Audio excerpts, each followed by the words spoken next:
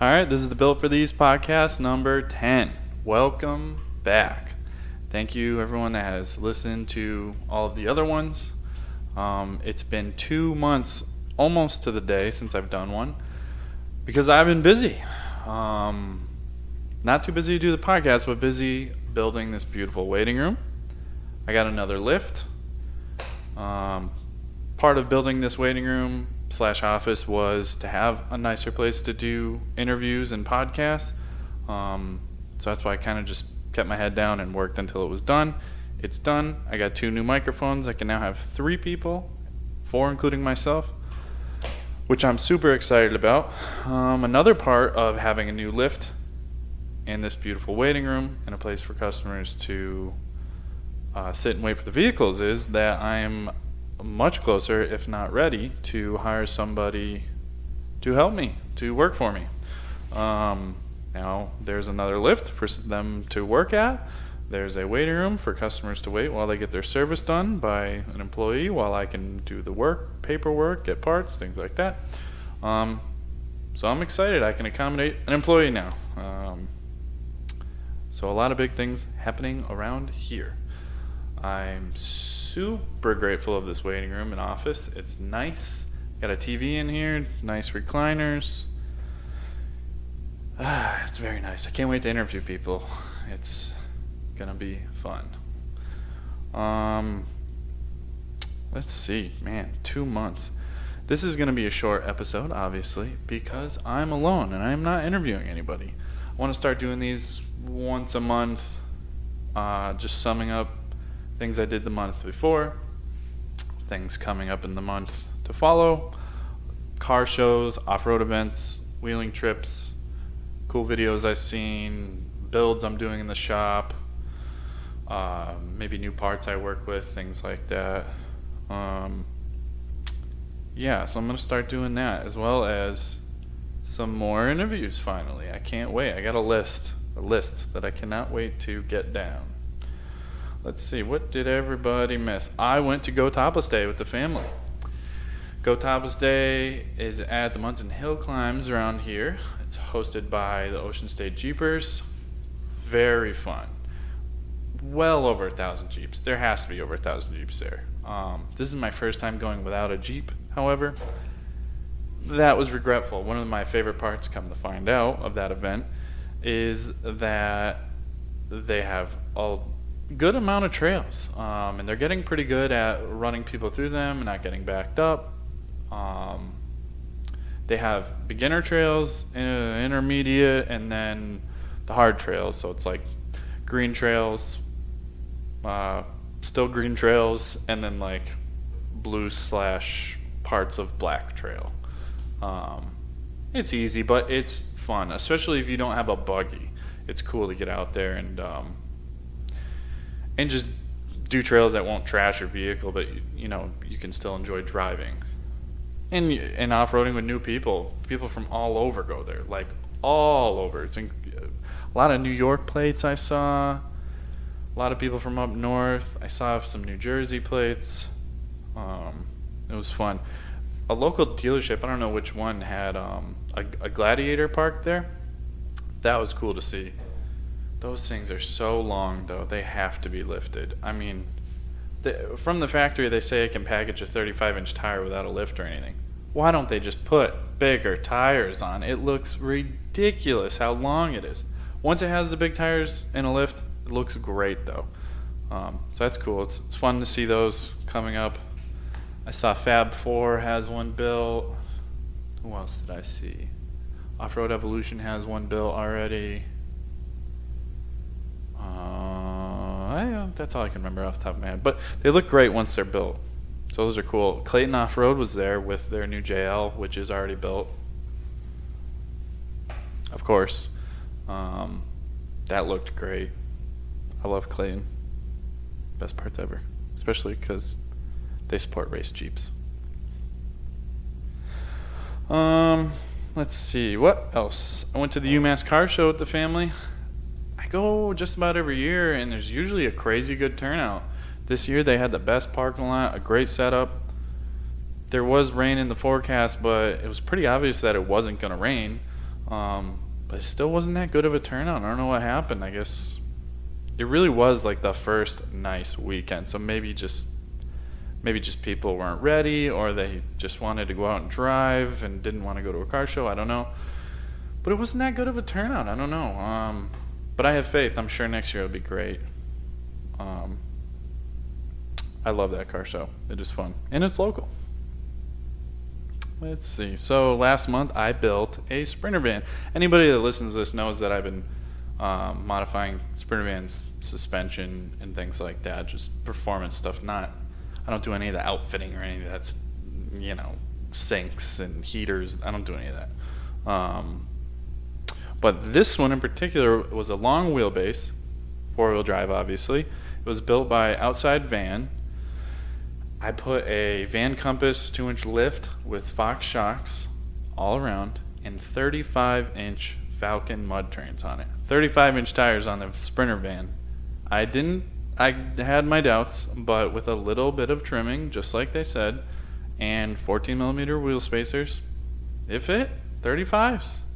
And even fully built out the way that van is, with stainless steel, everything inside and beautiful. And the 35-inch tires really wasn't much power loss. It drove great. I had to deliver it pretty far away, so I got some seat time in it, and I loved it. It handled great on the road. Factory aluminum wheels with wheel spacers, so it really wasn't even that wide. And still, with a jacked up 2 inches and 35s, it drove great. I loved it. Beautiful machine. My first Illuminess bumper. Illuminess. I became a dealer for them, and this is my first purchase from them. First time installing one. It was awesome to work with. Super nice bumper. I mean, how much more can you ask for? Obviously, by the name, it's all aluminum. Super light, perfectly put together and designed. This one had a large storage box in the back with a shelf with 2 bike racks on top of it and a spare tire carrier that fits the 35-inch tire, no problem, which was also cool. Had recessed lighting in it. Yeah, awesome to work with those guys on the phone. If you're even thinking about buying one yourself and installing it, call them up. They'll spend the time on the phone with you, see what you need, see what you want, and custom build it for you. They have so many options, and it went together flawlessly. It's a really quality product. I can't wait to buy more of those things. In the future, this van that I just built is coming back to get some wheels. This customer turned me on to this brand because he was interested in them, so I called up just to get some pricing, and I ended up becoming a dealer. It's called TSW Wheels. It is a large wheel manufacturing company that for some reason I didn't know about. They have 10 different sub companies. Their off-road line is called Black Rhino Wheels. They have a bunch for Sprinter vans, Mercedes lug pattern, which is great. And then they have a lug pattern for everything else. I got turned on to them for the Mercedes customers. But they got everything from Jeep to Toyota to Chevy to Ford to Dodge. Really cool. They actually have real bead locks as well, which is, I guess, why I'm surprised I didn't hear about them, coming from rock crawling and whatnot. But yeah, they have 2 different beadlock wheels in the 6 and 5 lug patterns, but they don't have 8 lugs, so I'm out of luck with the shop Jeep for now. But who knows? Maybe I'll build something in the future that will have small, little, tiny lug pattern like that. Everybody wants a Toyota. Let's be honest. But yeah, no, that wheel company's awesome, and their website has a builder on it where you punch in the info to your vehicle, and you can actually click each wheel that you want and see it on your vehicle, size, color, and just to, before you spend a bunch of money on a expensive quality wheel, you want to make sure it's going to look good. And sometimes Google doesn't always give you your vehicle with the wheel you want. So it was nice seeing that. Also, each wheel has a huge table of its specs right on the website: offset, back spacing, everything you need to know. awesome. Even to the hub holes, to know the size of the hub holes, which is important for hub-centric wheels. But yeah, I love that website. I love their customer service. I'm actually going to get 3 wheels to put on display in here. One's called the Havasu, the other one's the Warlord wheel, I believe it's called, and I'm not sure what the third one is that I want. But I'll be putting those up in here on display. That's going to be cool. And I'm sure I'll end up putting some on my truck. And hopefully conning you guys into buying a set. But yeah, if you got any questions about those, call me or message me and check them out. It's cool. Black Rhino wheels. Let's see, what else do we have? Speaking of that van, a few weeks ago I helped my good friend Dylan at Black Raz on Instagram take the air ride out of his Mini Cooper, which was sad because it went from a cool slammed car to a stock not cool car. But that's fine. He's going to build something else, supposedly. We'll see. But in exchange, he did a photo shoot of the van I just put together. So, I will be posting a link to that photo album. I'm building a website, and these photos are so perfect. I'm going to use all of them for my website. It looks so good. I appreciate you, Dylan, so much. Thank you for the pictures. You're the best. If you want to do a photo shoot with him, contact him at Black Raz on Instagram. I'm not sure if he has a website, but I think he actually calls it Black Raspberry Visuals. His business. If he does have some sort of website, I'll put a link. If not, I'll just tag him, I guess, and you can go hit him up. But I'll at least put a link to the photo album of that van that he took. Again, thank you, Dylan. You did a great job. Cool pictures, man. Also, what you guys missed was, and none of my followers probably know that well, I probably uploaded 2 pictures of it. Me and Josh Greenleaf went to Pennsylvania, to Roush Creek, to participate in the Dirt Riot race. It was awesome. It was both of ours first race. Thank God Josh overbuilt his Jeep tenfold, because we beat on that thing. I think it was for 40 miles. It was a 10-mile lap, and we did 4 laps. God, it was so cool. It was fun to see Josh finally get to open his Jeep up for more than 5 minutes at a time, which is all you can do around here when you're just trail riding with people. It was really fun to finally get the race and go fast. He's been talking about it for so long, and I dream about it every day, so that was fun. It was fun co-driving. He'll be going back for Renegades on the Ridge, I believe, same place in Roush Creek, later this month. I can't make it, so I don't know who's co-driving with him, but follow that. I'll definitely share anything that he posts. I brought my cameras to the race, but I was so worried about making sure we were ready and just enjoying my first race that I didn't pull the cameras out at all. I got one video clip, and it's of the trailer pulling up to Roush Creek. That was it, but that was so fun. I'm so grateful that I got to go do that, and I can't wait to do it again. Racing is so much fun. Woods racing is amazing. That is cool, especially when you could just get to sit passenger in somebody's Jeep that he spends day and night all year round getting ready. Thanks, Josh. So, moving on, let's see, cool videos. A lot of stuff happened last month. LS Fest was cool. A lot of the people that I follow kind of, it's fun to follow these people that go to these events. A local shop, Furch's Performance, attempted to get there in his LS Monte Carlo front wheel drive, but didn't quite make it. But still hopped on a plane, rented a GTR, and met up with Josh from Big Industries, who's a psycho and goes all over the country doing LS things. So Josh is wicked fun to follow. Vague Industries.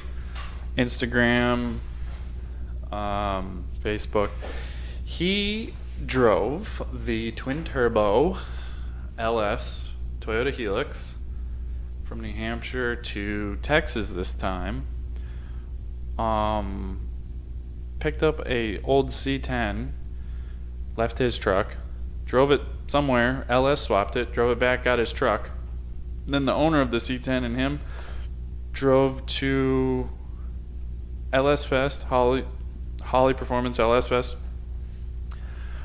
beat on it, and then I think he went to Hoonigan after, or vice versa. I'm not sure if he went to Hoonigan before or after, but whatever. Then went to Hoonigan's new burn yard for daily transmission, filmed another daily transmission, hammered on it, and then after all those beatings, I'm probably missing a bunch of other beatings on the truck, but those are the ones I remember off the top of my head. Then drove all the way back and helped staff at North versus South mud thing that Randy Oakley from Vermonster 4x4 helped put on, which leads me to my next thing. Well, whatever. Go follow Vague Industries, watch his videos, just follow him. If you like Toyotas, LS swap, hot rodding, mega trucks, fabrication, go follow him. Very entertaining. I'll put a link or tag him. I don't know. So anyways, he went to a mud event on his way home, quote unquote. I don't know if that guy knows on my way home. I don't know if he knows what that means, but I think it was in Georgia, and he helped staff or do media for Dirty Mudder Truckers, I think it's called, on Discovery Channel. And a bunch of mega truck guys from the East Coast did a North versus South thing with mega trucks on a course, racing and things like that. I'm not sure how they actually put it together. It was basically Street Outlaws, but with mega trucks. It was fun to watch. It was pretty entertaining because I've helped and ran truck and mud events before, and I've never heard any driver owner of a mud truck talk to another guy like that. So it's definitely TV'd up a little bit, but it was entertaining. It was cool to see all those guys on TV doing their thing and driving the wheels off their trucks like they always do, with or without a camera. Those things are so fast. A lot of these guys build these things, well, at least up here in the north, are building these things out of their pockets. I mean, they have sponsors, but anybody that knows anything about that sport, it's insane amount of money and time, and they still drive it like they have no regards for it. But Randy is, as far as I'm concerned, in the Northeast, the founder of organized formal mud events or truck events. He's been doing it for a long time. He's worked hard at it. He's made a name for himself hosting events, and it's dragging him all around the country to host events. People want him there for promotion and organizing and running and operating the whole event, and he's doing an awesome job, it seems like. It's cool to see. It's cool to see it paying off, and people appreciating his work and the time he has put into becoming great at what he does. It's cool to see all those guys on TV. So yeah, go hop on Discovery. I mean, I got the app, and it was on there. But I'm sure it's on demand if you have cable or anything like that. So thanks for watching. Sorry this is such a short episode, but I did not interview anybody. It's just me. And look forward to interviews coming up.